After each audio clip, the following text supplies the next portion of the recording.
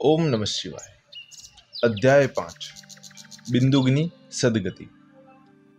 शौनक उवाच એટલે કે શૌનક બોલ્યા, હે મહાભાગ્યશાળી સુતજી, તમે અમને ચંચુલા કૈલાસમાં શું કરવા માંડી તે અમને સમજાવો. હવે જો તમને ચંચુલા કોણ છે તે ન ખબર હોય તો અધ્યાય 3 અને અધ્યાય 4 સાંભળવો અને પછી અધ્યાય 5 સાંભળો તો તમને વધારે ખબર પડશે. ત્યારે સુતજી બોલ્યા, હે મુનિ શ્રેષ્ઠ, એકવાર તે માતા પાર્વતી પાસે ગઈ. બે હાથ જોડીને બોલી, હે માતા, આપનું સેવન કરવાથી મનુષ્ય સર્વદા સુખ પામે છે. હે શિવપ્રિયા, આપ બ્રહ્મ સ્વરૂપિણી છો. આપ સ્કંદ માતા છો. બ્રહ્મા, વિષ્ણુ અને ભોળાનાથની પ્રતિષ્ઠા વધારનારા પણ આપ જ છો. ચંચુલાની આ પ્રાર્થના સાંભળી માતા પાર્વતી પ્રસન્ન થયા. માતા પાર્વતી બોલ્યા, હે ચંચુલા, તારી સ્તુતિથી હું પ્રસન્ન બની છું. તારે શું જોઈએ છે? ચંચુલાએ કહ્યું, હે ભગવતી, મારા પતિ ક્યાં હશે?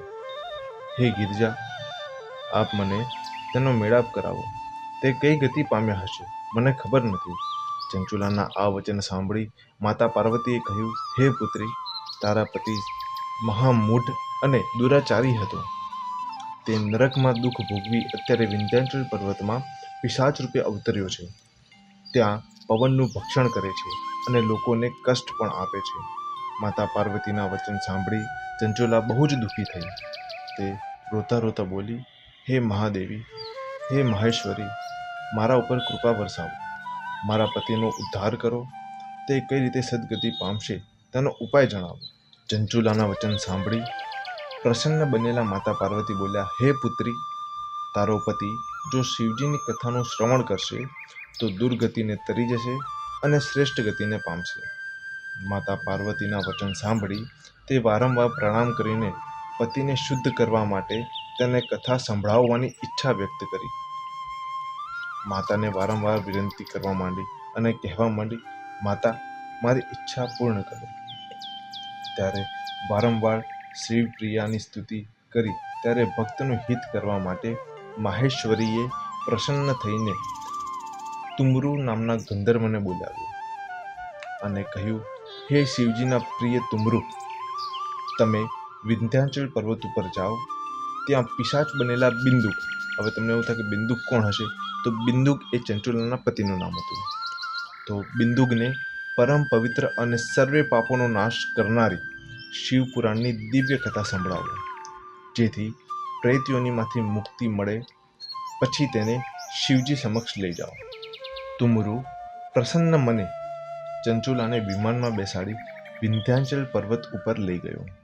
મોટી કાયાવાળો દાઢીધારી પિશાચ ત્યાં હસતો, કૂદતો, ધમાલ કરતો હતો. તુમરુએ આ પિશાચને શિવપાશથી બાંધ્યો. પછી તુમરુએ ત્યાં શિવપુરાણ વાંચવા માટે મોટો મહોત્સવ ઊભો કર્યો. સર્વે સ્થળે એટલે કે બધા સ્થળોએ કહેવડાવ્યું કે મહાદેવની આજ્ઞાથી વિંધ્યાચલ પર્વતે પિશાચને તારવા તુમરુ શિવપુરાણની કથા સંભળાવશે. આ કથા સાંભળવા દેવો અને ઋષિઓ ત્યાં આવી પધાર્યા. ત્યાં શ્રેષ્ઠ અને અદ્ભુત સમાજ એકત્રિત થયો. મનુષ્યો પણ શિવપુરાણની કથા સાંભળવા આવી પહોંચ્યા. તુમરુએ હાથમાં વીણા લીધી. ગૌરીપતિ એટલે કે મહાદેવની કથાનો પ્રારંભ કર્યો. પ્રથમ સંહિતાથી માંડીને 7મી સંહિતા સુધી શિવપુરાણનું વર્ણન કર્યું. જેને આ કથા સાંભળી તે શ્રોતાઓ એટલે કે સાંભળનારાઓ ધન્ય ધન્ય થઈ ગયા. પિશાચ બનેલો બિંદુક પિશાચયોનીમાંથી મુક્ત થયો અને દિવ્ય સ્વરૂપ પામ્યો. ગૌર વર્ણો બની તેને શ્વેત વસ્ત્રો ધારણ કર્યા. તે પણ શિવજીના ગુણગાન ગાવા માંડ્યો. શિવજીની આ અદ્ભુત લીલાને જોઈને સર્વે ભક્તો શિવજીના ગુણગાન ગાતા ગાતા પોતપોતાના ઘરે ગયા. બિંદુક, તુમરુ અને તેની પત્ની એટલે કે ચંચુલા શિવલોકમાં પહોંચ્યા.